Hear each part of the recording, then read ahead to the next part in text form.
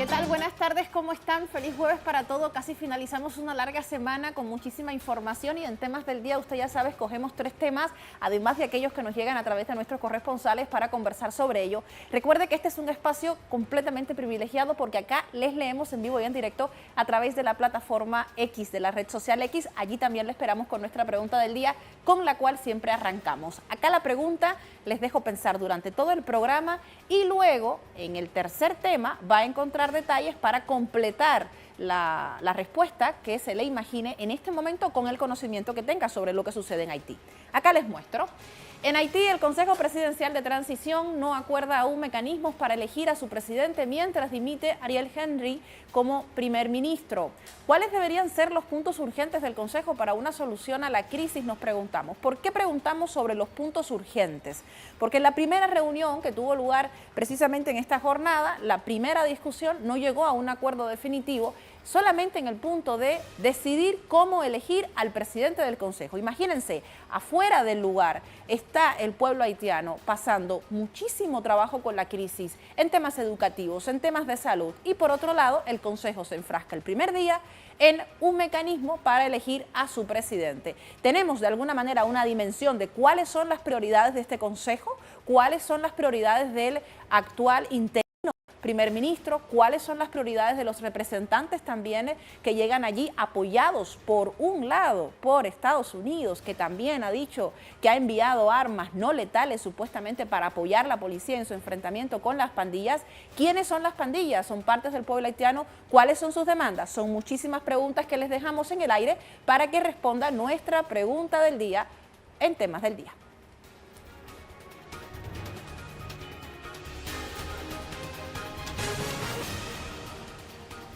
Arrancamos con Palestina. El Departamento de Defensa Civil en Gaza descubrió cientos de palestinos enterrados vivos por el ejército israelí en fosas comunes del Hospital Nasser en Yan Yunis. Los funcionarios de la Defensa Civil en Gaza desenterraron al menos a 392 cadáveres en 3 fosas comunes descubiertas en el complejo médico Nasser. En tal sentido, los funcionarios detallan que 10 de ellos se encontraron atados de manos y poseían tubos médicos conectados. Algunos de ellos mostraron signos de haber sido enterrados vivos y entre ellos se encontraban niños. Al respecto, subrayan que esto es una muestra de que el ejército de Tel Aviv está cometiendo actos criminales de lesa humanidad. Imagínense el panorama que hoy se vive en la Franja de Gaza.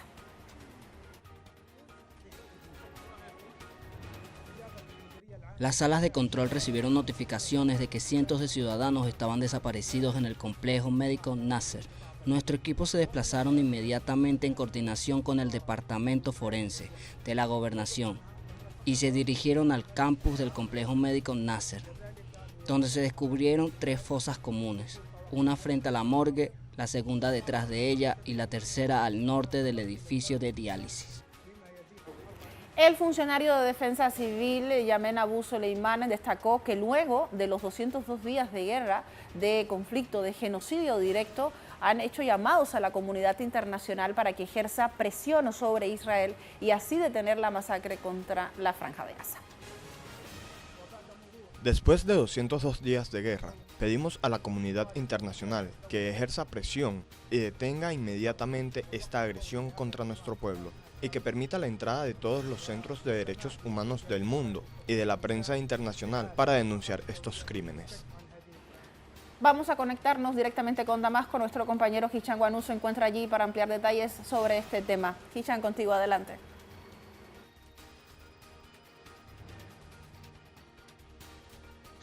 Buenas tardes, colegas. Saludos, amables televidentes. Efectivamente, la Defensa Civil en Gaza confirmó que las tropas de la ocupación israelí cometieron ejecuciones sumarias en el complejo médico de Al-Nasser en la ciudad de Khan Yunis, al sur del enclave costero. La Defensa Civil exigió la apertura de una investigación internacional sobre estos crímenes y precisó que han sacado los cuerpos de 392 víctimas palestinas de una fosa común en el complejo complejo de Al-Nasser y no se pudo identificar la mayoría de ellos. Y aclaró también y denunció que las tropas sionistas llevaron a cabo ejecuciones masivas en el referido centro hospitalario y también mutilaron los cuerpos y enterraron vivos a al menos 20 personas.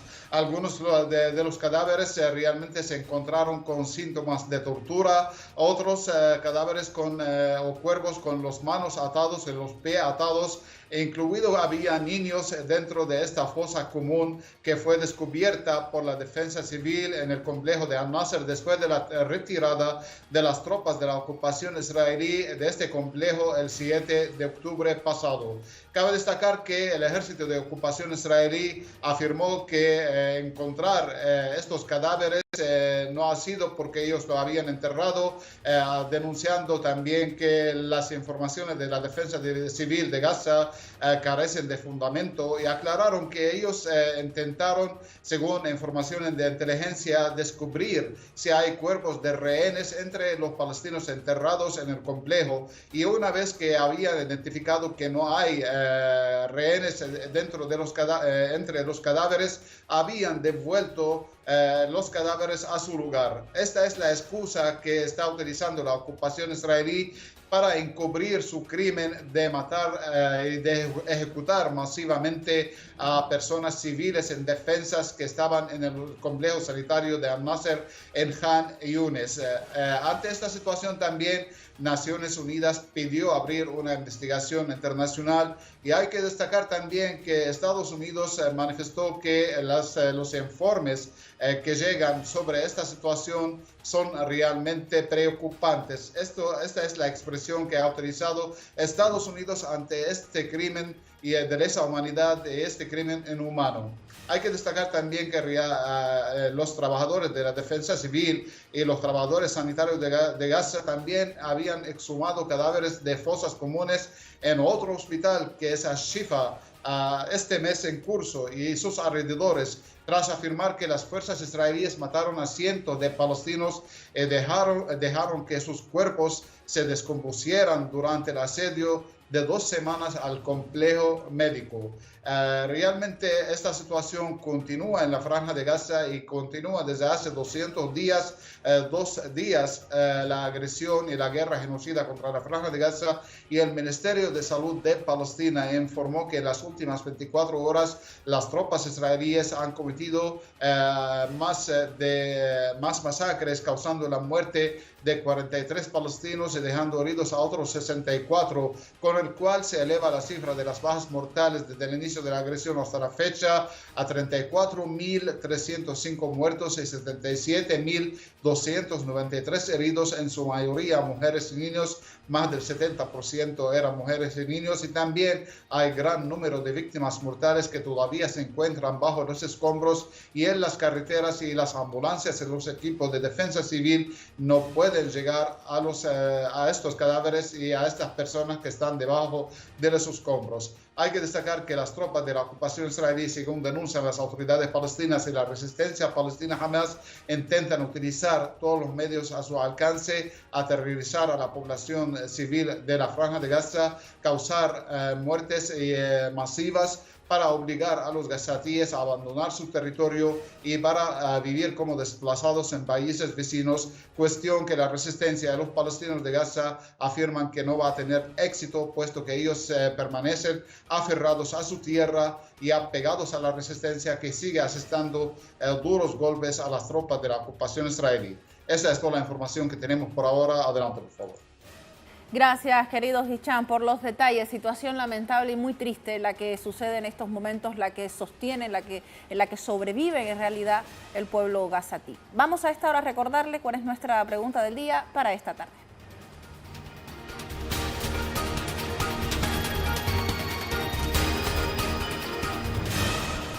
Tiene que ver con lo que sucede en Haití. Les comentaba algunos detalles de cómo se está desarrollando esta reunión. Mi equipo de producción me decía, tenemos que continuar, pero quería darle todos los detalles para que tengan información con lo cual puedan responder nuestra pregunta del día. En Haití, el Consejo Presidencial de Transición no acuerda aún mecanismos para elegir a su presidente mientras dimite Ariel Henry como primer ministro. Un tema que ya se había dado a conocer, recordemos cuando la reunión de la CARICOM habían llegado a un acuerdo en relación con llamar a las siguientes elecciones y también convocar a este Consejo de Transición. ¿Cuáles deberían ser los puntos urgentes del Consejo para una solución a la crisis? ¿Qué se debería hacer? ¿Se debería escuchar directamente las demandas de los grupos, de las organizaciones sociales en Haití? ¿Se debería trabajar por reducir el nivel de violencia que vive el pueblo haitiano? Vamos a analizarlo junto a ustedes. Recuerde que es nuestro tercer tema, pero ya empezamos a recibir sus respuestas.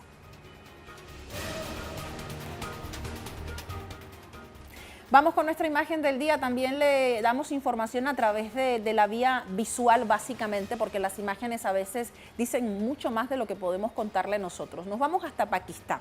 Acá les muestro, la gente allí está en dos partes al mismo tiempo. Por un lado, atendiéndose en las diversas campañas que han lanzado precisamente por el Día Mundial de Lucha contra la Malaria o el paludismo. Y por otro lado, accediendo a la compra de mosquiteros, acá precisamente en las tiendas de venta, porque Pakistán es uno de los países más afectados por esta enfermedad, por la malaria, debido también a sus condiciones climáticas. Se mantiene en constante diluvio, hay muchísimas lluvias y ello evidentemente trae como consecuencia la proliferación de mosquitos. Esto sucede en Peshawar específicamente, y cada año, el 25 de abril, pues se busca hacer conciencia, crear conciencia mundial ante esta enfermedad y aumentar los esfuerzos para combatirla, potencialmente letal. Recordemos que es transmitida directamente a los humanos por algún tipo de mosquito, que además de promover la reducción del sufrimiento y las muertes por esta enfermedad para un mundo más equitativo, se busca crear conciencia. Un día como hoy, los vendedores de mosquiteros hacen rebajas y es por ello que la gente sale a las calles para acceder a este implemento fundamental. Con las imágenes, una pausa, a la vuelta con más en Temas del Día.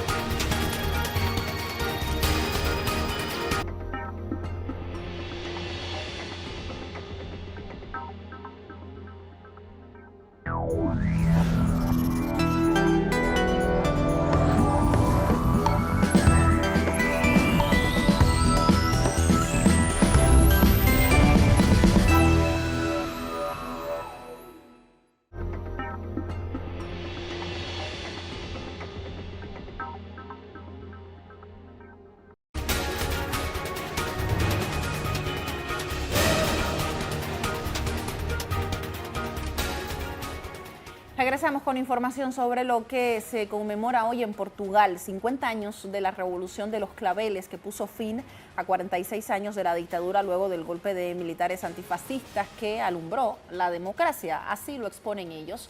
Cientos de personas celebran el aniversario del golpe militar que derribó una de las dictaduras más largas de Europa. Hablamos de más de 1.100 militares de la Armada, el Ejército del Aire y el Ejército portugués, quienes realizan un desfile en la Plaza del Comercio encabezado por el presidente portugués Marcelo Rebelo de Sousa. El desfile además incluirá una recreación de movimientos militares que fueron claves para el golpe militar del 25 de abril de 1974.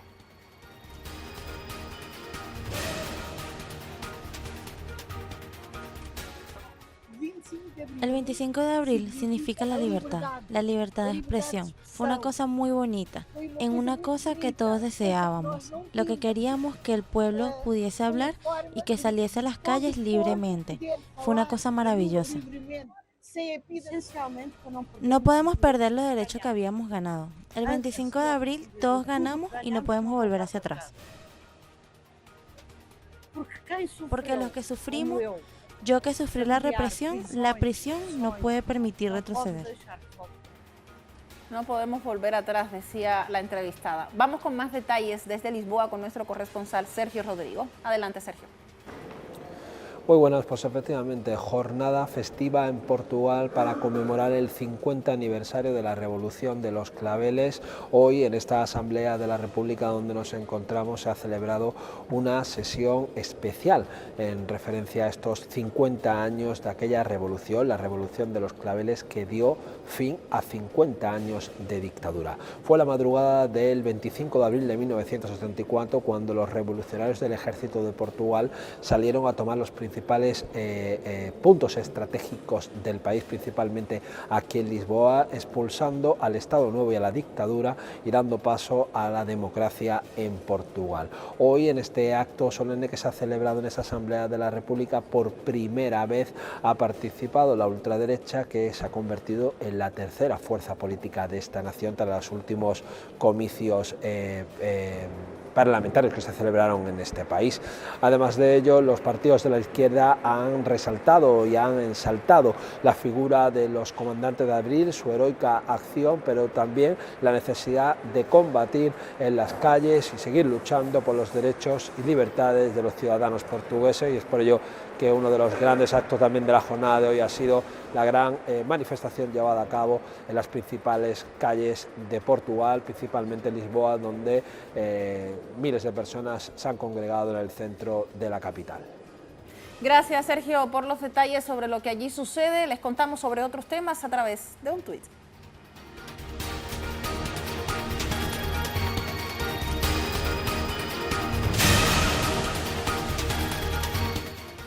Roberto Hugo Presa sigue acá en Caracas y con información desde Venezuela nos cuenta: el CNE de Venezuela dio a conocer a representantes de los partidos políticos el plan de auditorías que se desarrollarán antes, durante y después de las elecciones del 28 de julio.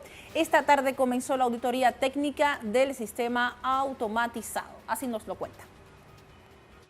El vicepresidente del Consejo Nacional Electoral de Venezuela se reunió este jueves con representantes de los diferentes partidos políticos de este país. El propósito fue darles a conocer el plan de auditorías que se va a llevar a cabo antes, durante y después de las elecciones presidenciales del próximo 28 de julio. Dijo el funcionario que lo que se busca con estas auditorías es respetar la voluntad de los electores y asegurar la transparencia. Explicó que las auditorías son públicas, asistidas por las organizaciones políticas participantes, también por centros académicos, organismos no gubernamentales y veedores internacionales que están siendo inscritos para su participación en el proceso electoral del próximo 28 de julio. Lo que se busca, dijo entonces, es que la voluntad del pueblo se respete, y como Consejo Nacional Electoral están haciendo este proyecto, este plan de auditorías, para que el proceso electoral al final sea transparente para los venezolanos y para el mundo entero. Roberto Hugo Presa, Telesur, Caracas, Venezuela. Pasamos a Argentina. Juan Carlos Bartolota nos cuenta: continúan en caída constante las ventas en general en la Argentina y particularmente las referidas al consumo. Los datos del INDEC y de la Cámara Argentina de la Mediana Empresa, CAME, así lo confirman. En las últimas horas, el Instituto Nacional de Estadísticas y Censos, el INDEC, anunció una fuerte caída en las ventas de supermercados minoristas que alcanzó el 11,4% interanual en febrero. Asimismo, el organismo aseguró que las transacciones en mayoristas retrocedieron un 6,2%, mientras que en los shoppings el desplome llegó al 18,4%. El derrumbe de las ventas minoristas en febrero, informado por el INDEC, condice con datos de los comerciales previos, como la Confederación Argentina de la Mediana Empresa, CAME, la entidad que agrupa pymes del país, que anunció una fuerte caída en la facturación de comercios del 25,5% respecto a lo logrado un año atrás. De esta manera, en lo que respecta a las ventas minoristas en los supermercados, febrero constituye el cuarto mes consecutivo con descenso en la facturación en comparación con el mismo mes del año anterior, lo que mantiene el sector en alerta constante y obliga a encontrar nuevas estrategias para comercializar sus productos antes que se venzan y no puedan venderse. En tanto, el INDEC remarcó que las ventas en febrero superaron en un 0,5% las de enero, un dato que no pasó desapercibido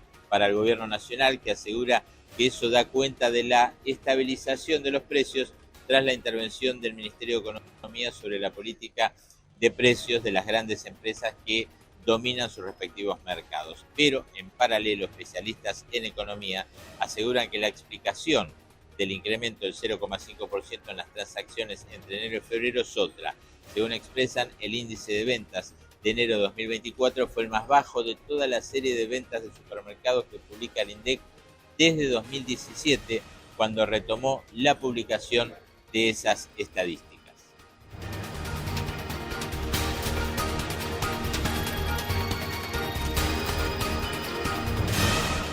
Nuestro tema en desarrollo y del cual versa nuestra pregunta del día. Les recordamos que puede todavía comentarnos sus opiniones sobre el tema. Les doy datos. En Haití avanza la transición de un nuevo gobierno hacia un nuevo gobierno tras la dimisión oficial de Ariel Henry como primer ministro. Su cargo pasa a manos del ministro de Economía y Finanzas. Hablamos de Michel Patrick Biosbert. De forma interina, porque sabemos que eso luego se debe solucionar a través de elecciones democráticas. El doctor Ariel Henry presentó la dimisión oficial, una dimisión que tiene apenas 4 líneas, con una carta que emitió desde Los Ángeles, California, en Estados Unidos, imagínense, en la que enfatizó los retos que enfrentó al liderar el país en medio de la ola de violencia que enfrenta Haití. El ex primer ministro además agradeció el apoyo recibido durante su labor y brindó palabras de condolencias al pueblo haitiano por las muertes causadas por las acciones de bandas criminales. Haití se encuentra, recordemos, a la espera de un consenso sobre el nombramiento de un gobierno interino que pueda preparar al país para elegir a un nuevo presidente en el año 2026. Hablamos de la situación actual en la que se encuentra el país.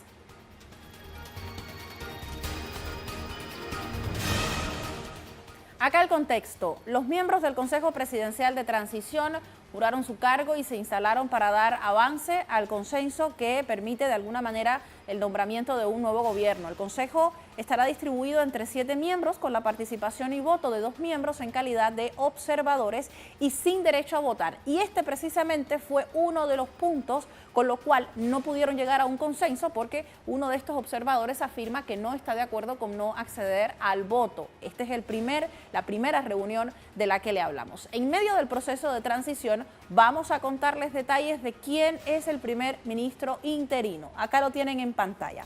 Hablamos de Michel Patrick Biosbert. Es el actual ministro de Economía y ejerce la administración diaria en Haití, mientras Ariel Henry estuvo en Puerto Rico y estuvo fuera del país.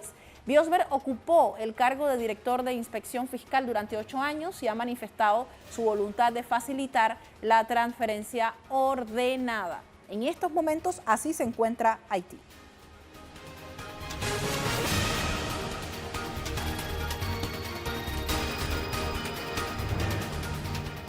Nuestra compañera Daisy Toussaint se encuentra muy cerca desde República Dominicana y nos cuenta cómo se vive el panorama. Precisamente allí está presente con información actualizada sobre el particular. Vamos con Daisy Toussaint. Adelante. Hola, ¿qué tal? Un gusto saludarte. Así es, este jueves el primer ministro de Haití, Ariel Henry, presentó de manera oficial la renuncia a su cargo. Lo hizo desde Los Ángeles, en Estados Unidos, donde se encuentra en este momento mediante una carta dirigida a la nación caribeña. Y lo hizo cumpliendo con la promesa de que entregaría el cargo al momento de que la juramentación del Consejo Presidencial de Haití se realizara, que asumió la mañana de este jueves. Henry agradeció a todos los que tuvieron el coraje de enfrentar los desafíos junto a él y manifestó su solidaridad con aquellas personas que perdieron miembros de su familia y que han vivido fuertemente la violencia, principalmente por las bandas armadas en esa nación, además durante su periodo de gobierno. Felicitó a todos los miembros del gobierno en colaboraciones con la administración pública, fuerzas de seguridad y a todos los que le acompañaron durante este acercamiento patriótico. Así manifestaba la carta que envió la mañana de hoy. Esta renuncia se da luego de que los miembros del Consejo Presidencial de Transición asumieran el poder la mañana de este jueves. El periódico Le Noveliste de Haití reseña que a escondidas los miembros del Consejo Presidencial presentaron juramento oficial oficialmente la mañana de este jueves 25 de abril en el Palacio Nacional de Haití ante un público reducido. Hasta aquí toda la información. Regreso contigo al Centro de Estudios. Gracias, Daisy. Nosotros atentos desde acá. Así casi terminamos nuestro programa. Les recordamos que durante toda la jornada puede seguir mandándonos su opinión sobre lo que sucede en Haití. Les leemos durante toda la jornada, también en la noche. Y al finalizar siempre acá les recomendamos que pueda mantenerse informado sobre algunos de los materiales que les compartimos en nuestra multiplataforma informativa por la vía digital. El video del día se desplaza directamente hasta China. Les cuento qué sucede allí. Tiene que ver con cambio climático, varias personas muertas, desaparecidas también por las inundaciones que han dejado pues las lluvias, las intensas lluvias que afectan a varias regiones del gigante asiático. Con este video, información en él, les abandono, les deseo una excelente tarde y nos reencontramos en nuestra edición central. Soy Saraí, abrazo a todos.